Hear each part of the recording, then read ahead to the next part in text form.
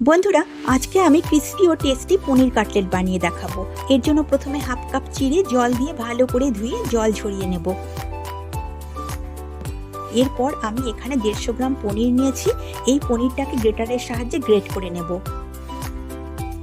এবারে গ্রেট করা পনিরে নিয়ে নেব কুচানো পেঁয়াজ, গ্রেট করা গাজর, কুচানো বিনস, ক্যাপসিকাম, কুচানো কাঁচা লঙ্কা আর নেব গ্রেট করা আদা রসুন, কসুরি মেথি, লঙ্কা গুঁড়ো, আমচুর পাউডার, জিরে গুঁড়ো, গরম মশলা পাউডার, সামান্য হলুদ গুঁড়ো, স্বাদ মতো লবণ, হাফ চামচ চিনি।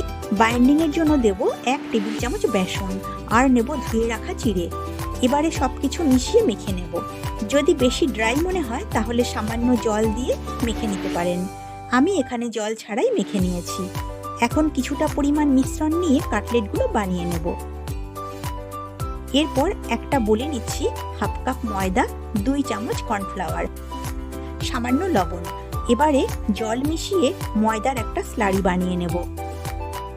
এবারে একটা করে কাটলেট নিয়ে ময়দা স্লারিতে ডিপ করে ব্রেড ক্রাম্বসে কোট করে নেব। এটা আমার ঘরে তৈরি ব্রেড ক্রাম্বস।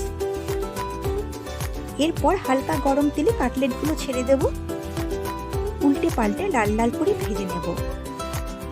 ব্যাস, তৈরি হয়ে গেল ভীষণ টেস্টি ও ক্রিস্পি পনির কাটলেট।